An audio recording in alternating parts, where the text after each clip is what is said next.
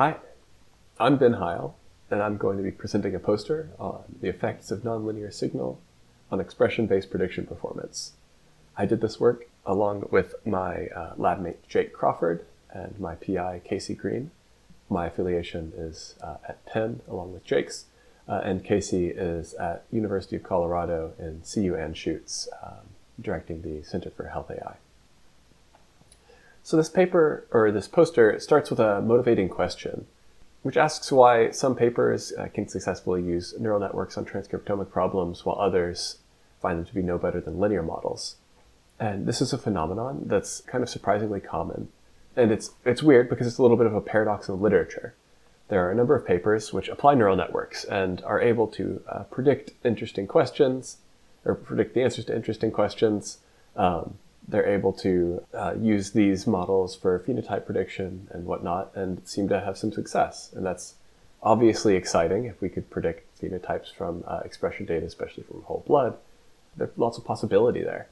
And on the other hand, there are other papers that kind of say the opposite. It says neural networks are great and all, but you might as well just use a linear model. There's papers from, for example, the Theus lab in single cell looks at this. And it occurs in other fields as well, in looking at brain scans and predictions from health informatics data. And so there's this interesting contradiction. We wanted to dig into it.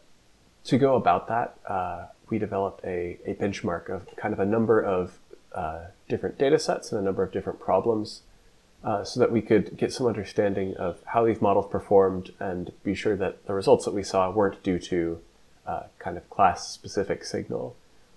For example, if there's maybe some sort of weird feature in GTEx or in recount 3 that wouldn't show up in other problems, we wanted to make sure that those issues didn't kind of inform what our end results ended up being. So we took these data sets and these problem domains, and we applied 3 models to them. Ridge logistic regression, very basic L2 normalized logistic regression model. We took a 3-layer neural network, very, very vanilla, a fully connected neural network, has some early nonlinearities to it, but nothing special, and a 5-layer network, which is deeper. You start to run into the vanishing gradient problem, and so it's somewhat representative of a deep neural network. And we applied these 3 models to a number of different tasks. And we got our key result here in the center. And it's that for several problems, the models themselves are equivalent, or roughly equivalent. Linear models do about as well as nonlinear ones. But that's not because we live in a world where there's only linear signal in the data.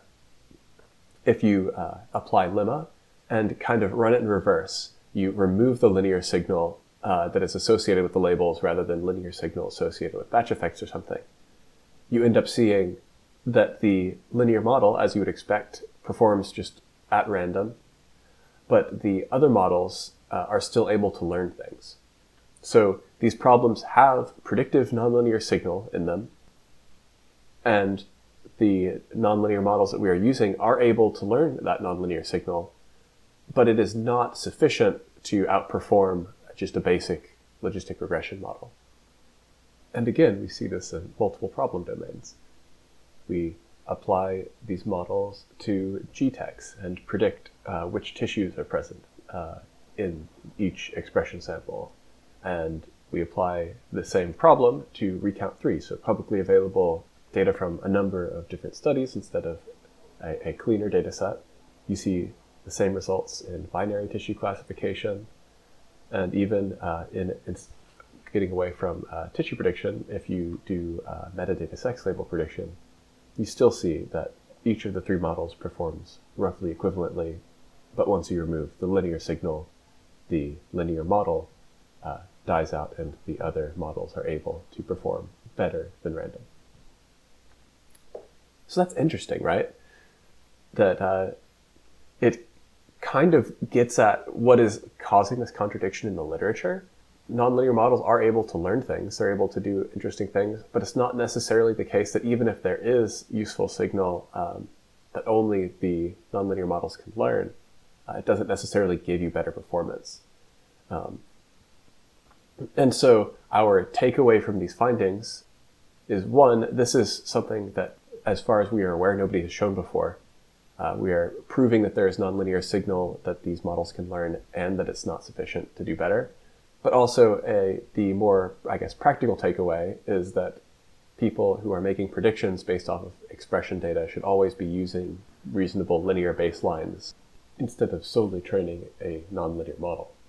So this work has recently been preprinted. So the preprint link is down in the bottom right-hand corner.